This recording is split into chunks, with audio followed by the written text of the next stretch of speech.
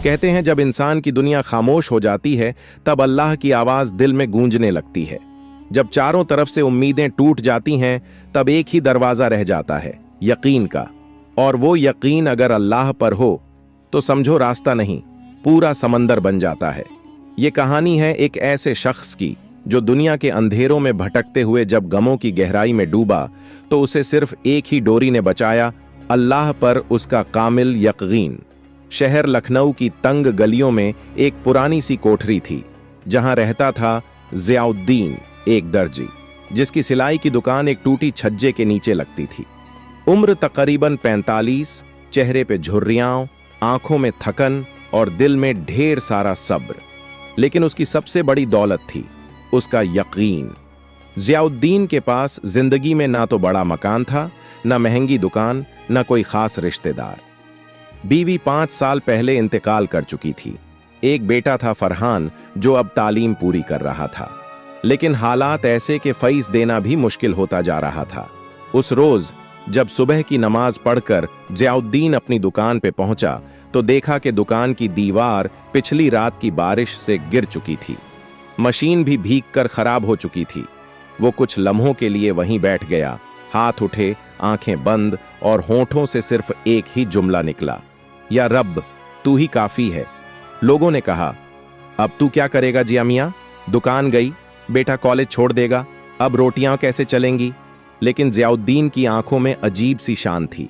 उसने कहा, जो रिज़्क़ देता है वो अभी जिंदा है और जब तक अल्लाह है तब तक मेरा डर मुझसे दूर रहेगा। अगले ही दिन उसने अपने पुराने दोस्त नफीस चचा से एक पुरानी मशीन उधार ली। दुकान की टूटी दीवार को खुद अपने हाथों से ईंटें जोड़कर ठीक करने लगा। लोगों ने मजाका उड़ाया, देखो बूढ़ा दर्जी अब मिस्त्री बन गया। मगर ज़ियाउद्दीन मुस्कुराता रहा। हर ईंट रखते वक्त उसके होंठों पर दुआ होती, या अल्लाह ये मेरी मेहनत नहीं, तेरा फजल है, तू कबूल फरमा। उस हफ्ते ज़ियाउद्दीन की दुकान पर कोई ग्राहक नहीं आया, मगर वो रोज बिस्मिल्लाह कहकर दुकान खोलता, 2 रकत नमाज पढ़ता और एक कुर्सी पर बैठकर तस्बीह करता रहता। बेटा फरहान भी मायूस होकर कहता, अब्बू कुछ और सोचिए, ये सिलाई का काम अब नहीं चलेगा। लेकिन ज़ियाउद्दीन ने फरहान के कंधे पर हाथ रखकर कहा, बेटा अल्लाह ताले की चाबी देर से देता है, लेकिन जब देता है तो दरवाजा नहीं, पूरा खजाना खोल देता है। फरहान चुप हो गया। अगले दिन जो हुआ उसने कहानी का पहला मोड़ ला दिया। शाम के वक्त एक बड़ी गाड़ी दुकान के पास आकर रुकी। उसमें से एक औरत उतरी, बुर्का पहने हुए, चेहरे पर नूर और आंखों में गम। उसने ज़ियाउद्दीन से पूछा, क्या आप बच्चों के कपड़े भी सिलते हैं? ज़ियाउद्दीन ने अदब से सर झुकाया, जी बीबी, बच्चा हो या बड़ों का कपड़ा, हर टांका दुआ के साथ डालता हूं। औरत ने कहा, मेरे बेटे का जन्मदिन है और मैं चाहती हूं कि वो जोड़ा आप ही सिए, मगर पैसे अभी नहीं दे सकती, अगले महीने दूंगी। ज़ियाउद्दीन ने मुस्कुराकर जवाब दिया, बीबी, हर सिलाई से पहले मेरा हिसाब ऊपर वाला करता है, आप फिक्र न कीजिए, जोड़ा तैयार होगा और बखूबी होगा। अगले 2 दिन ज़ियाउद्दीन ने जैसे इबादत की तरह उस बच्चे का जोड़ा सिया। रेशमी कपड़ा, महीन कढ़ाई और हर टांके में एक दुआ पिरोई, या अल्लाह इस बच्चे की जिंदगी में बरकत दे, इसे नेक राह पर चला। बेशक कपड़े छोटे थे, लेकिन ज़ियाउद्दीन का तजुर्बा बड़ा था। उसने हर टांके में वो मेहनत डाली जो अक्सर लोग शोहरत कमाने में लगाते हैं। तीसरे दिन वो औरत फिर आई, इस बार गाड़ी से नहीं, पैदल।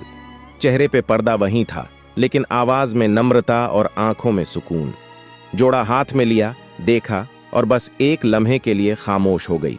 फिर धीरे से कहा, आपका शुक्रिया, मेरे बेटे के लिए आपने जो किया वो शायद उसके अपने भी न करते। ज़ियाउद्दीन ने बस इतना कहा, बीबी, मैंने कुछ नहीं किया, ये तो मेरा फर्ज था।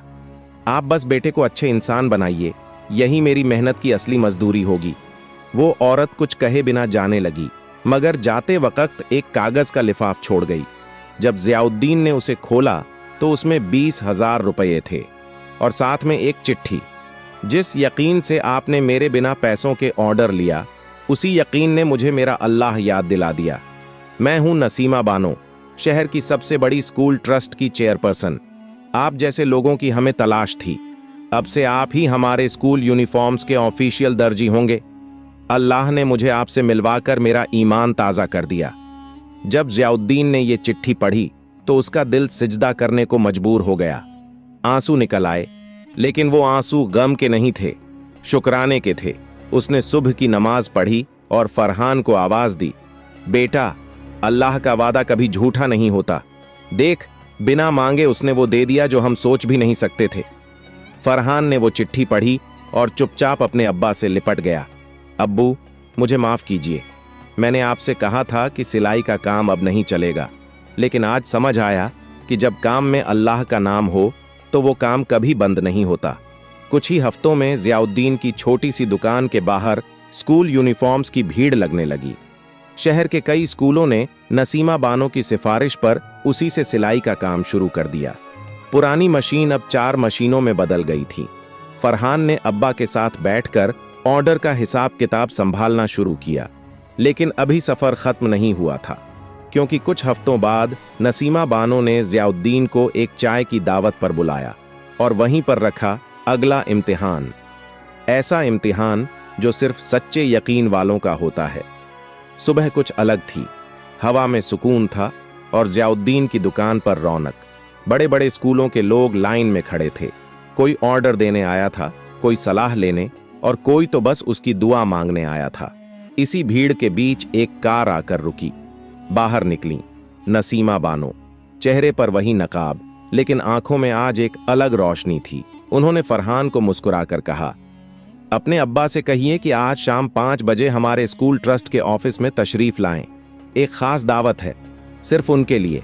फरहान ने हाथ जोड़ लिए और अंदर जाकर ज़ियाउद्दीन को बताया। ज़ियाउद्दीन सोच में पड़ गया। क्या ये किसी नए काम का सिलसिला है या फिर कोई और इम्तिहान? शाम हुई। ज़ियाउद्दीन ने अपना साफ कुर्ता पायजामा पहना, सिर पर टोपी रखी और दुआ पढ़कर निकला। जब वो स्कूल ट्रस्ट पहुंचा तो अंदर एक बड़ी मेज पर 7-8 लोग बैठे थे। सब बड़े ओहदे के लोग, स्कूलों के प्रिंसिपल, ट्रस्ट के मेंबर और बीच में नसीमा बानो। ज़ियाउद्दीन ने अदब से सलाम किया और एक कोने की कुर्सी पर बैठ गया। तभी नसीमा बानो ने कहा, जनाब ज़ियाउद्दीन साहब, आज हम आपको सिर्फ शुक्रिया कहने नहीं बुलाए हैं। आपके यकीन ने हमें एक नई सोच दी है। आज शहर में ट्रस्ट की एक नई शाखा खुल रही है, एक स्कूल जिसका नाम होगा मदारिसुल यकीन, और हम चाहते हैं कि आप उसके डायरेक्टर बने। एकदम सन्नाटा छा गया। ज़ियाउद्दीन की सांसें जैसे थम गईं।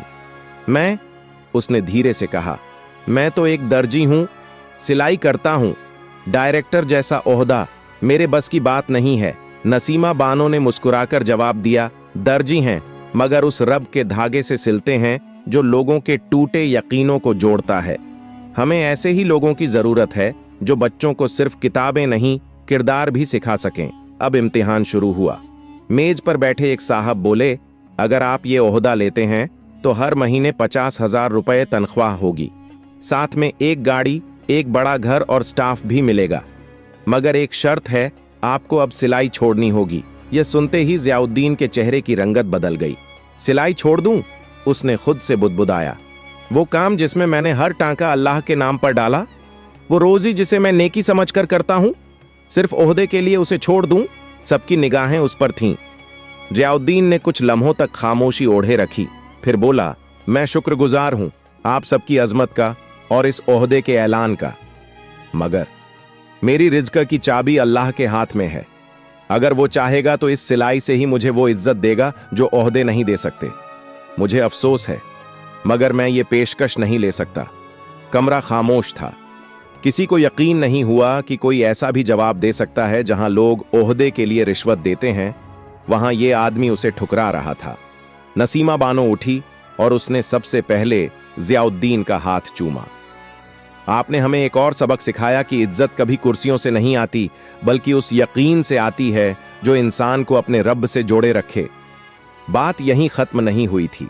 ज़ियाउद्दीन लौटते वक्त रास्ते में रुका, नमाज पढ़ी और बस एक दुआ की, या रब, अगर तेरा वादा सच्चा है तो तू मुझे कहीं बड़ा बना, लेकिन उसी राह पर रख जहां तेरा नाम जुड़ा हो। और फिर जो हुआ वो पूरे शहर के लिए एक मिसाल बन गया। सुबह की सफेदी आसमान पर फैल चुकी थी। जियाउद्दीन ने रोज की तरह अपनी दुकान खोली, सफाई की, चटाई बिछाई और तस्बीह हाथ में लेकर बैठ गया। दुकान के बाहर वहीं टूटा हुआ बैनर लटक रहा था जिस पर अब फेडेड अक्षरों में सिर्फ दर्जी लिखा था, मगर उसके अंदर की नीयत उतनी ही चमकदार थी। कुछ ही देर में एक अजनबी नौजवान दुकान पर आया। हाथ में एक पुराना थैला था और कपड़े का गट्ठर। उसने झुककर सलाम किया और बोला, हजरत, मेरी बहन की शादी है, 2 जोड़े सिलवाने हैं, मगर पैसे अभी नहीं हैं, शादी के बाद लौटा दूंगा अगर मंजूर हो तो। जियाउद्दीन ने बिना आंख उठाए कहा, कपड़े दे दो बेटे, और शादी के दिन मेरी तरफ से एक दुआ और जोड़ा और रहेगा तो हफे में। नौजवान हैरान हो गया। उसने कहा, मगर आप मुझे जानते नहीं। मैं जियाउद्दीन मुस्कुराया, बेटा, जिसे अल्लाह जानता है उसे जानने के लिए मुझे नाम की जरूरत नहीं। नौजवान चला गया। उसी वक्त एक बच्चा दुकान के बाहर खड़ा हो गया, नंगे पांव, फटे कपड़े और नजरें सीधे जियाउद्दीन की सिलाई मशीन पर। जियाउद्दीन ने इशारे से पास बुलाया और पूछा, भूख लगी है? बच्चे ने गर्दन हिलाई। जियाउद्दीन दुकान बंद कर सीधे पास की होटल ले गया। 2 पराठे और 1 कटोरी दाल मंगाई। बच्चा खाते वक्त रो पड़ा। बोला, अम्मी बीमार हैं और 3 दिन से मैंने कुछ नहीं खाया था। जियाउद्दीन ने उसे 2 और पराठे बांध दिए और पूछा, कहाँ रहते हो? बच्चा बोला, मकान नहीं है। प्लेटफॉर्म पर शाम को जियाउद्दीन अपनी कमाई से दवाई ले आया और बच्चे को घर ले गया। छोटा सा कमरा लेकिन बड़ा दिल। और वहीं से एक नया सिलसिला शुरू हुआ। अगले कुछ दिनों में दुकान पर कई लोग ऐसे आने लगे। कोई बीमार मां का इलाज कराने आया, कोई बेरोजगार बेटा, कोई बेटी के निकाह की फिक्र में डूबा बाप। सबका एक ही ठिकाना जियाउद्दीन की दुकान, और सबके लिए एक ही जवाब, अल्लाह देगा। एक दिन शहर के मशहूर पत्रकार सलीम साहब वहां से गुजरे। भीड़ देखी तो रुके, पूछा, क्या यहां कोई एनजीओ चल रहा है? लोगों ने कहा, नहीं, यहां एक दर्जी है जो खुदा के नाम पर लोगों की मदद करता है। सलीम साहब अंदर गए और जियाउद्दीन से बात की। पूछा, आपका नाम, आपका मिशन क्या है? जियाउद्दीन ने सिर्फ इतना कहा, नाम जियाउद्दीन है और मिशन बस किसी के चेहरे पे मुस्कान लाना अल्लाह की मर्जी से। अगले ही हफ्ते अखबार के पहले पन्ने पर छपा, एक दर्जी जो अल्लाह के नाम पर सीता है और लोगों के दिल जोड़ता है। शहर गूंज उठा। लोग दूर दूर से मिलने आने लगे। कुछ मदद देने आए, कुछ सीखने और कुछ सिर्फ उस दरवाजे को देखने जहां से कोई खाली हाथ नहीं लौटा। बिना बोर्ड बदले, बिना नारा लगाए, वो दुकान अब यकीन का मरकज बन चुकी थी। और जियाउद्दीन एक दर्जी से बन चुका था उस रब का बंदा जो बांटता नहीं था लेकिन देकर दुनिया बदलता था। दुकान अब भी वैसी ही थी, छोटा सा कमरा, पुरानी लकड़ी की मेज, सिलाई मशीन और दीवार पर लटके 2 तस्बीह। लेकिन अब वहां भीड़ कुछ अलग थी, ना कपड़े सिलवाने की, ना पैसे उधार मांगने की, बल्कि एक नजरिया देखने की, एक सोच छूने की। सुबह सुबह एक दाढ़ी वाले बुजुर्ग आए। उनका चेहरा किसी आलिम की तरह रोशन था।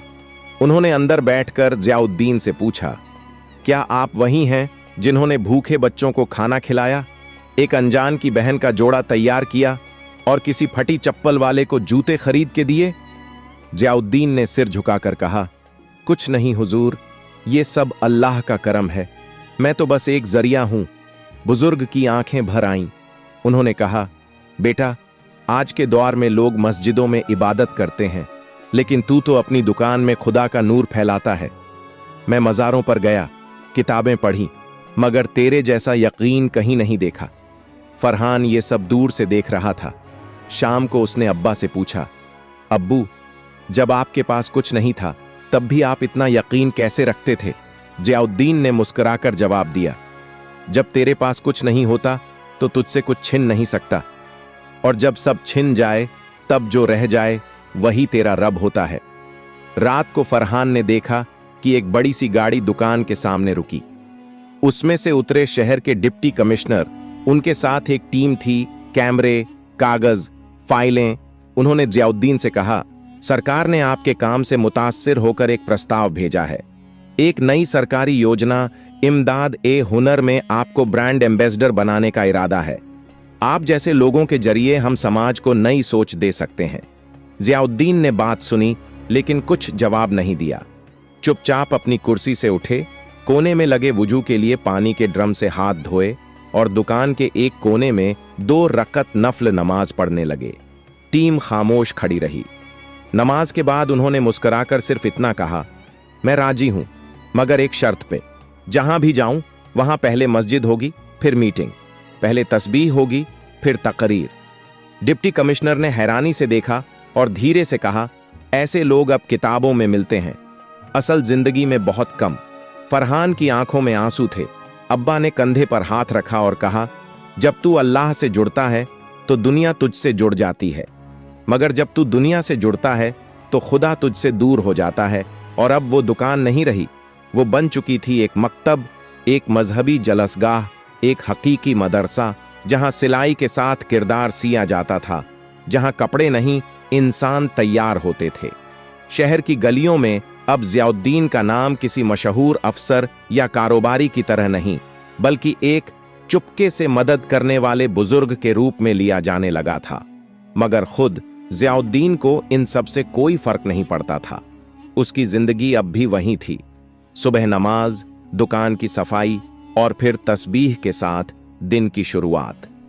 फरहान ने एक दिन कहा, अब्बा, हम चाहें तो ये दुकान बड़ी बना सकते हैं, एक नया शोरूम खोलें, एसी लगवाइए, नाम चमकाएं, आप अब ब्रांड हैं। ज़ियाउद्दीन ने मुस्कुराकर बेटे की आंखों में देखा और कहा, बेटा, अल्लाह का नाम जितना सादगी से लिया जाए उतना असर करता है। दुकान बड़ी हो जाए, इसमें बुराई नहीं, मगर नीयत बड़ी रहनी चाहिए, नाम नहीं। जिस रोज ये दुकान मैं से चलने लगे और वो से न चले, उसी रोज इसे बंद कर दूंगा। अगले हफ्ते एक बुजुर्ग मौलाना आए लखनऊ के मशहूर दारुल उलूम से, और उन्होंने कहा कि उनके मदरसे में दीनी तालीम के साथ हुनरमंद बच्चों को सिलाई कढ़ाई की तालीम देने के लिए किसी ऐसे शख्स की जरूरत है जो हुनर के साथ यकीन भी सिखा सके। हमारे बच्चे कुरान तो पढ़ते हैं, मगर जिंदगी सीने वाला कोई नहीं।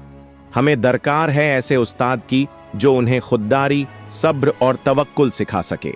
ज़ियाउद्दीन ने बिना देर किए हामी भर दी। अब हर जुमा को वो दारुल उलूम जाता, बच्चों को सिर्फ मशीन चलाना नहीं बल्कि अल्लाह की रजा के साथ काम करना सिखाता। एक दिन एक बच्चा आया, नाम था रईस, माँ का अकेला बेटा, जो कहता था, अम्मी कहती हैं मेहनत करना सीखो वरना दुनिया तुम्हें जूते पहनाएगी। ज़ियाउद्दीन ने उसके हाथ में तस्बीह देकर कहा, बेटा, मेहनत हाथ से करो और यकीन दिल से।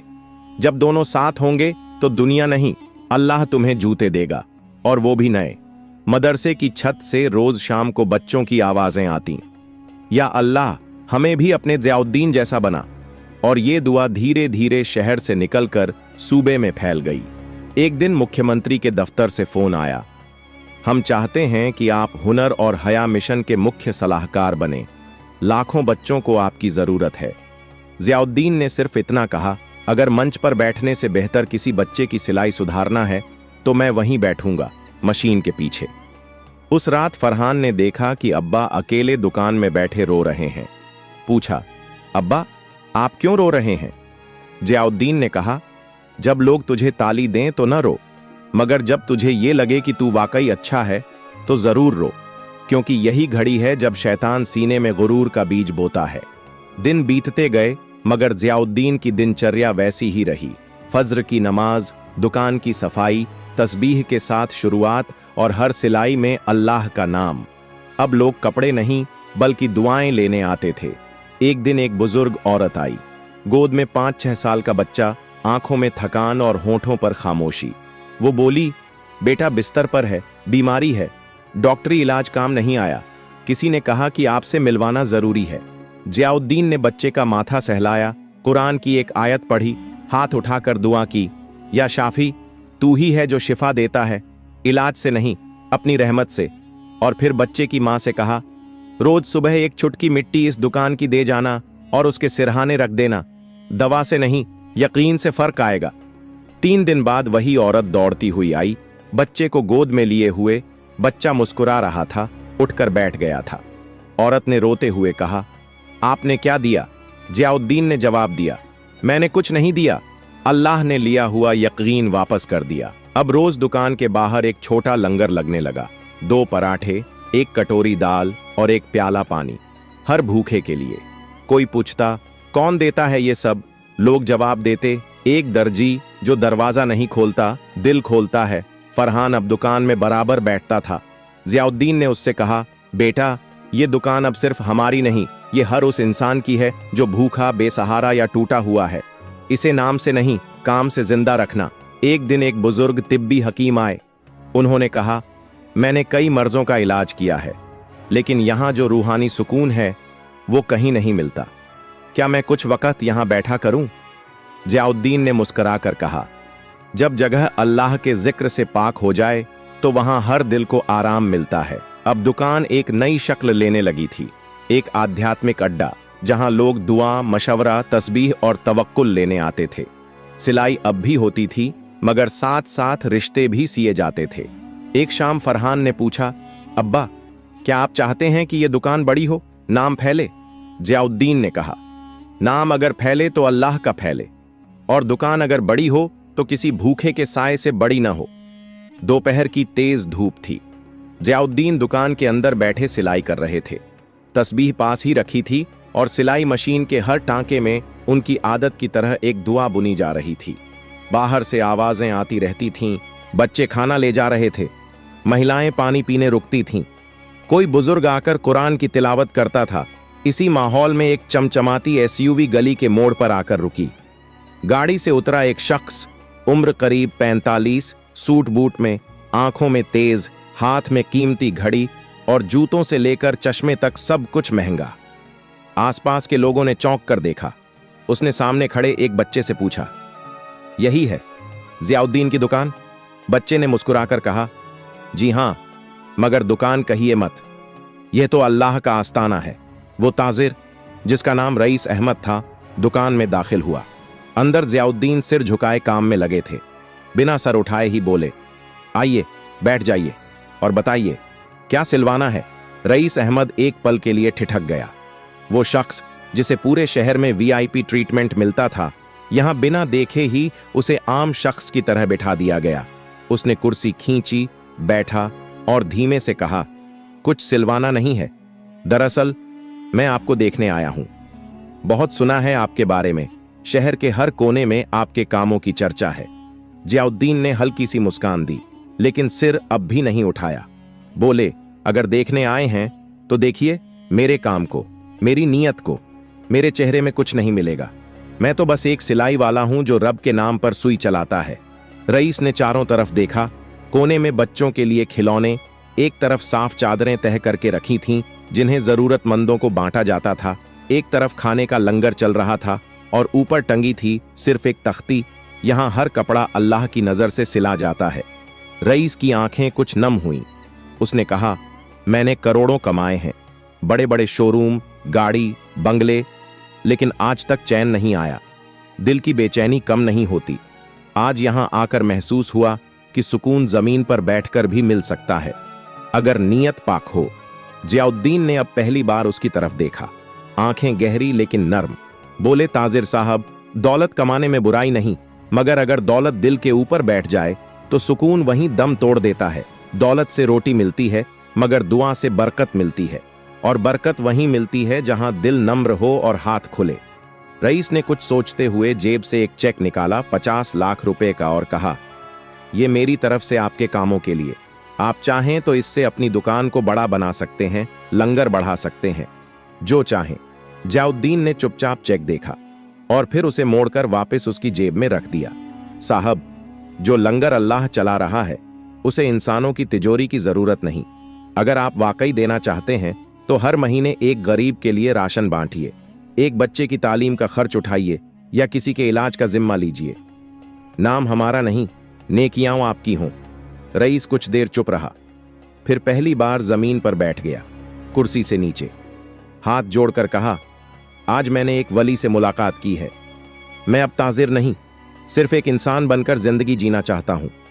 वो दिन था जब एक अमीर ताजिर ने इस दुकान से लौटते वक्त अपने जूतों से ज्यादा एक तस्बीह को अहमियत दी। अब दुकान में ताजिरों के नाम नहीं पूछे जाते थे, सिर्फ दिल की हालत देखी जाती थी। शाम ढल चुकी थी। सूरज की आखिरी किरणें जियाउद्दीन की दुकान की दीवारों पर सुनहरी चमक बिखेर रही थीं। चिड़ियाओं लौट रही थीं बच्चे खाना बांटकर वापस बैठ चुके थे और तस्बीह की खनक हवा में धीरे धीरे गूंज रही थी। मगर आज माहौल कुछ ज्यादा खामोश था। फरहान ने देखा कि अब्बा सामने की कुर्सी पर बैठे हैं, आंखें बंद, तस्बीह हाथ में, होंठ हिल रहे हैं लेकिन आवाज नहीं आ रही। धीरे से पास गया और कंधे पर हाथ रखा। जियाउद्दीन ने आंखें खोलीं, एक गहरी सांस ली और बोले, बेटा, लगता है अब मेरा सिलसिला पूरा होने वाला है। फरहान कांप गया। अब्बा, ऐसी बात मत कीजिए। जियाउद्दीन ने बहुत प्यार से मुस्कुराते हुए कहा, मौत से डर नहीं लगता बेटा। मैंने पूरी जिंदगी उस अल्लाह के भरोसे गुजारी है जिसने हर लम्हा मुझे उठाया, संभाला। अब जब बुला रहा है तो क्या मुंह मोड़ूं? उन्होंने उठकर वुजू किया, 2 रकत नमाज अदा की और फिर दुकान के कोने में बैठ गए। रात के वक्त दुकान के बाहर एक आदमी आया, नंगे पांव, आंखों में पानी, हाथ कांपते हुए। कहने लगा, मैं लुट गया हूं, घर उजड़ गया, जीने का कोई रास्ता नहीं बचा। जियाउद्दीन ने उसे अंदर बुलाया, पानी दिया और एक पुराना कुर्ता निकालकर उसके कंधों पर रख दिया। बेटा, जब सब कुछ छिन जाए तो समझो कि अब सिर्फ अल्लाह रह गया है, और जब अल्लाह रह गया है तो सब कुछ दोबारा मिल सकता है। आदमी फूट फूट कर रो पड़ा। जियाउद्दीन ने उसके सिर पर हाथ रखा और धीरे से पढ़ा, ला तखफ इन्नल्लाह माना, मत डर, अल्लाह हमारे साथ है। उस आदमी ने कहा, क्या मैं रोज यहां आ सकता हूं? जियाउद्दीन ने कहा, यह जगह मेरी नहीं, अल्लाह की है। यहां आने से पहले इज्जत लाओ, नाम नहीं। रात गहरी हो चली थी। फरहान दुकान बंद करने आया तो देखा अब्बा वहीं बैठे बैठे सो गए हैं। तस्बीह हाथ में है और चेहरे पर एक रूहानी चमक है, जैसे कोई सुकून की चादर ओढ़कर मुस्कुरा रहा हो। पास गया, हल्का सा झुका, अब्बा।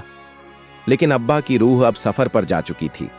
अगले दिन शहर की सुबह कुछ और थी। अखबार की पहली सुर्खी थी, एक दर्जी चला गया मगर पीछे छोड़ गया यकीन का खजाना। उनकी दुकान के सामने हजारों लोग जमा हुए। कोई बच्चे जिन्हें उन्होंने कपड़े दिए थे, कोई माँ जिनकी दवाई के लिए उन्होंने चुपचाप पैसे भेजे थे, कोई वो ताजिर जिसने उन्हें सजदा किया था। हर चेहरा गीला, हर हाथ दुआ में उठा हुआ। उनकी तस्बीह अब दुकान की दीवार पर टंगी थी। फरहान ने दुकान को बंद नहीं किया, बल्कि एक नया बोर्ड लगाया, दर्जी साहब नहीं रहे, मगर उनका यकीन अब भी यहां सिलाई करता है। कभी किसी गली में कोई भूखा बच्चा आज भी पूछता है, क्या यहां वो बुजुर्ग रहते हैं जो बिना नाम पूछे रोटी देते थे?